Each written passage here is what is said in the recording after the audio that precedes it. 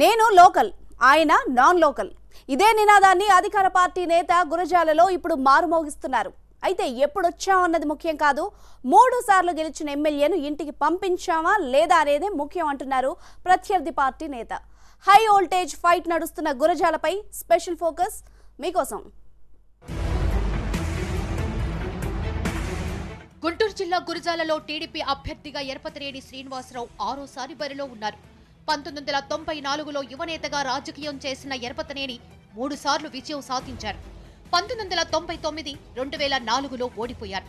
తిరిగి 2009 నుంచి వరుసగా 2 సార్లు గెలుపొందారు. ఈ ఎన్నికల్లో వైసీపీ అభ్యర్థి కాసు మహేష్ రెడ్డి ఎరపతినేనికి సవాల్ విసురుతున్నారు. కాసు మహేష్ ది పొలిటికల్ ఫ్యామిలీ. కాసు బ్రహ్మానందరెడ్డి మనవడు, కాసు కృష్ణారెడ్డి తనయుడు. నరసరావుపేట నుంచి కాసు కుటుంబం అనేక సార్లు విజయం సాధించింది. అయితే అక్కడ సిట్టింగ్ ఎమ్మెల్యే ఉండడంతో వైసీపీలో చేరిన కాసు మహేష్ ను గురజాల నుంచి బరిలోకి దింపారు. తొలిసారి ఎన్నికల బరిలోకి దిగిన మహేష్ ఎరపతినేనికి సరైన ప్రత్యర్థి అని వైసీపీ కార్యకర్తలు భావిస్తున్నారు. ఇక బలబలాల విషయానికొస్తే గుంటూరులో నివసిస్తున్న ఎరపతినేని శ్రీనివాసరావు నియోజకవర్గ కార్యకర్తలకు అందుబాటులో ఉంటారు. బలమైన రాజకీయ కుటుంబ నేపథ్యం కాసు మహేష్ కు కలిసొచ్చే అంశం. ప్రభుత్వంతో సంబంధం లేకుండా షష్ఠపూర్తి, శ్రీమంతం వంటి కార్యక్రమాలతో ప్రజలకు ఎరపతినేని చేరువయ్యారు. మంచి వాగ్ధాటితో ప్రత్యర్థితో ఢీ అంటే ఢీ అనడం కాసు మహేష్ కు ప్లస్ పాయింట్. అక్రమ మైనింగ్ చేశారని కోర్టు కేసులు ఎదుర్కోవడంతో పాటు ఇటీవల పార్టీ నుంచి కొంతమంది నేతలు వదిలి వెళ్లడం ఎరపతినేనికి మైనస్ గా మారింది. నరసరావుపేట నుంచి వచ్చి గురజాలలో పోటీ చేయడం కాసు మహేష్ కు మైనస్. గురజాల కోటలో ఎన్నికల వేడితో పాటు మాటల యుద్ధం కూడా తీవ్ర స్థాయికి చేరింది. నాకు అసలు గుంటూరు నాది పల్నాడైతే వాళ్ళది నాన్ లోకల్, నేను లోకల్, పక్కా లోకల్. నేను వాళ్ళు నాన్ లోకల్. అందుకని నన్ను వాళ్ళు ఎక్కడికి పంపించడం వాళ్ళ చేత కాదు. 25 సంవత్సరాలుగా నేను ఇక్కడ ఉన్నాను. 6సారి నేను పోటీ చేస్తా ఉన్నాను.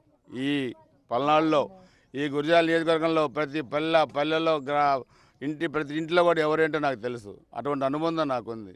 వీళ్ళకి గురజాల నియోజకవర్గానికి ఏంటి సంబంధం? వైసీపీకి ఇక్కడ నాయకత్వం లేక బయట నుంచి తెచ్చిపెట్టుకున్నారు, అద్దెకు తెచ్చుకున్నారు.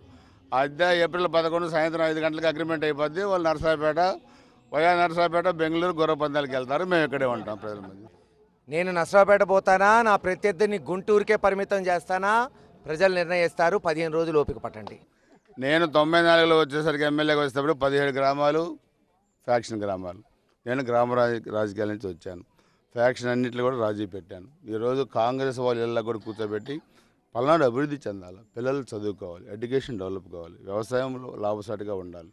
అవన్నీ నేను చేశాను. ఎవరు చేయాలి? 25 సంవత్సరాలు. 2004, 2014 మధ్య వాళ్ళు మళ్ళీ ఫ్యాక్షన్ రెచ్చగొట్టారు కాంగ్రెస్ హయాంలో. మా హయాంలో ఎప్పుడు ప్రశాంతమైన ఈ 5 సంవత్సరాలు మేము ఫ్యాక్షన్ చేసామా? 94, 2004 మధ్య మేము ఫ్యాక్షన్ చేసామా? అభివృద్ధిలో తీసుకెళ్ళాం. వాళ్ళు ఫ్యాక్షన్ చేశారు. ఫ్యాక్షన్ రాజకీయాలు వాళ్ళవి, హత్య రాజకీయాలు వాళ్ళవి. అందుకని ఆ రాజకీయాల నుంచి బయటపడటానికి మేము అభివృద్ధి పదాన్ని ఎంచుకున్నాం. ఆ అభివృద్ధి పదంలో ప్రజలందరినీ కూడా ముందుకు తీసుకెళ్తాం. కాసు కుటుంబం 80 ఏళ్ల సుదీర్ఘ చరిత్ర. నాతో మొదలు కాలేదు, నాతో అంతం కావడానికి. ఈ 80 ఏళ్ల చరిత్రలో అవినీతి మరక కానీ, ఫ్యాక్షన్ మరక కానీ ఒక్కటి కూడా లేదు. ఒక మర్డర్ కేసు కానీ లేదు, ఒక వేరే కేసులు ఏమన్నా కానీ ఉన్నాయి. మా మీద కూడా కేసులు పెట్టారు ఈ మధ్య. ఇది ఎందుకు? ధర్నాలు, బందులు చేసిన కేసులు. అదే ఎరపతినేని శ్రీనివాసరావు గారు మర్డర్ కేసులు, అనేక బాంబుల కేసుల్లో ఉన్న వ్యక్తి. సో ఫ్రాక్షనిజం అనేది ఇప్పుడు మళ్ళీ పల్నాడులో వచ్చే ప్రసక్తి లేదండి. ఎందుకంటే పిల్లలు బ్రహ్మాండంగా చదువుతున్నారు, నాగరికత పెరిగింది, ప్రజలు కష్టపడుతున్నారు, రైతు కూలీ వ్యాపారస్తులు. తెలుగుదేశం వాళ్ళు రెచ్చగొట్టి దాడులు చేయించాలన్నా చేసేవాళ్ళు లేరు. లేకపోతే ఈ పాటికే వాళ్ళు మర్డర్లు చేయాలని మొన్నే చూసాం. తన సొంత మనుషులు ఎవరైతే ఒక మర్డర్ కేసులో ఎరపతినేని శ్రీనివాసరావు గారు, 4 ముద్దాయిలు ఉన్నారో, 4 జైలుకి 5 పోయారో, దాంట్లో ఒకరినొకరు చంపుకోవడానికి మారణాయుధాలు కూడా తెచ్చుకున్నారు. దీన్ని బట్టి అర్థమవుతుంది ఎవరు మరి క్రిమినల్ నేచర్ని ప్రోత్సహిస్తున్నారో, ఎవరు శాంతియుత వాతావరణాన్ని కోరుకుంటున్నారు. ఈ నియోజకవర్గం అభివృద్ధి పదంలో తీసుకెళ్ళాం. 1700 కోట్ల రూపాయలతోని అభివృద్ధి కార్యక్రమాలు చేశాం. ప్రతి చిన్న గ్రామం, ఈరోజు ఇక్కడ కాట్రపాడు అనే గ్రామం ఉంది. ఇక్కడ 600-700 ఓట్లు ఉన్నాయి. కానీ ఈ విలేజ్కి మనం 2 కోట్ల రూపాయలతోని అభివృద్ధి కార్యక్రమాలు చేశాం. సిమెంట్ రోడ్లు కానీ, డ్రైన్స్ కానీ, డ్రింకింగ్ వాటర్ కానీ, హౌసింగ్ కానీ, కమ్యూనిటీ హాల్స్ కానీ, చర్చిల నిర్మాణం కానీ అన్నీ కూడా ఇచ్చాం. అంటే ఇది చిన్న గ్రామం, పెద్ద గ్రామం అనే కాకుండా నియోజకవర్గాన్ని మొత్తాన్ని కూడా అభివృద్ధి పదంలో తీసుకెళ్ళాం. 1700 కోట్లతో అభివృద్ధి చేశాం. గురజాల నియోజకవర్గం అంటే వ్యవసాయానికి మరి పెట్టుకొమ్మ, లైమ్ సిటీ. సున్నపు నిక్షేపాలు ఉన్నాయి. ఈరోజు వ్యవసాయానికి కనీసం సాగునీరు లేదు. వరి పండిద్దామంటే పత్తి మిరపాయిస్తే గిట్టుబాటు ధర లేదు. క్వారీలన్నీ ఎమ్మెల్యే గారు అనుచరులు ఆయన ఆక్రమించుకున్నారు. ఈసారి వస్తే మిల్లులు బట్టీలు కూడా ఆక్రమిస్తారంటున్నారు. మేము ఒకటే చెప్తున్నాం, ప్రతి ఒక్కళ్ళకి సకాలంలో వరి పంటకు నీళ్ళు ఇస్తాం, అలాగే పత్తికి గిట్టుబాటు ధర కల్పిస్తాం, వ్యాపారస్తులను ప్రోత్సహించి మళ్ళీ సున్నపు ఇండస్ట్రీని నెలకొల్పుతాం.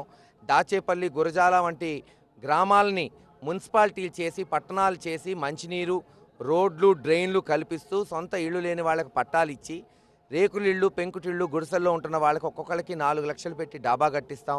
అగ్రిగోల్డ్ బాధితులు ఎవరైతే పాపం వాళ్ళు డబ్బులు పోయిందో అవన్నీ తిరిగి ఇవ్వటం జరుగుతుంది. అంతేకాకుండా ముఖ్యంగా పల్నాడులో ఎరపతినేని శ్రీనివాసరావు గారు తన 30 ఏళ్ల రాజకీయ చరిత్రలో ఒక హాస్పిటల్ లేదు, ఒక కాలేజీ లేదు. కనుక మేము తప్పకుండా 300 పడకల హాస్పిటలు, అవసరమైతే మెడికల్ కాలేజు, ఇంజనీరింగ్ కాలేజీ కూడా నిర్మిస్తామని తెలియజేస్తున్నాం.